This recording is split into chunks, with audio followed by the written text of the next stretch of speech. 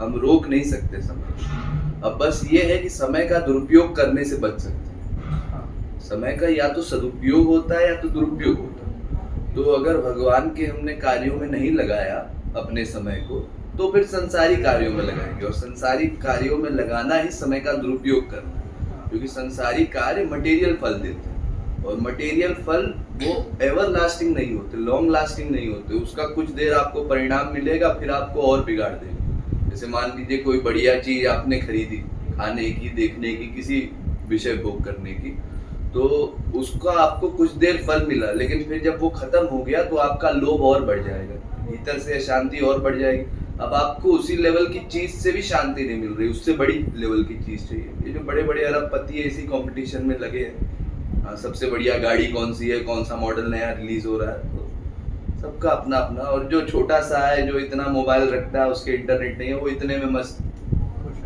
तो वही, वो संतोष तो सबसे बड़ा है ही है। तो वो कब आता है, जब आप संसारी विषयों को अपना नहीं मानते और संसार में समय देने को आप समय की बर्बादी मानते हैं।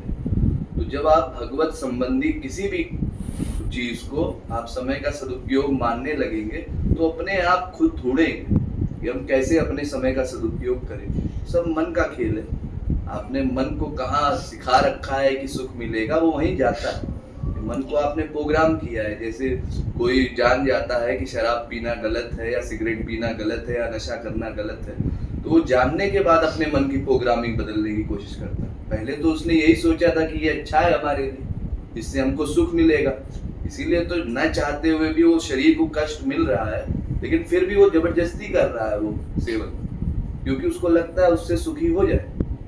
तो भगवान के यहाँ तो कुछ ना कुछ सुख मिलता भी है, और वो बोलने से नहीं, वो महसूस करने से ही मिलता है। और संसार में भी कई चीजें पहले पहले आप एक्सपीरियंस करते हैं, आपको पहले पहले पता नहीं होता कि वहां जाने से क्या होगा, है ना।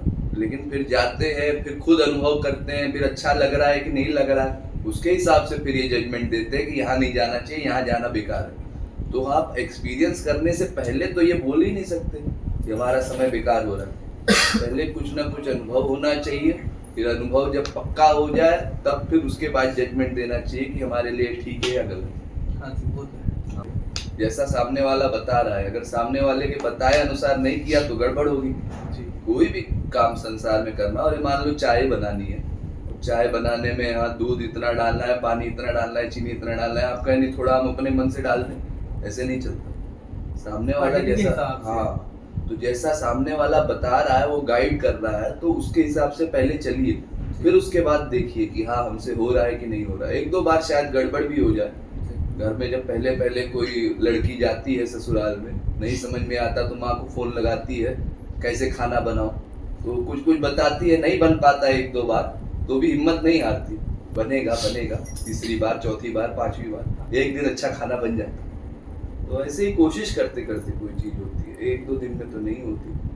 तो इसलिए कुछ दिन प्रयास कीजिए और निरंतर अपने भीतर नोट करते रहिए क्या परिवर्तन आ रहा है और क्या कुछ भावनाएं हमारी बन रही है। फिर आप खुद ही एक दिन दूसरों को राय देंगे, अरे भाई तुम भी चलो। वही ट्रैक पे जाने के लिए तो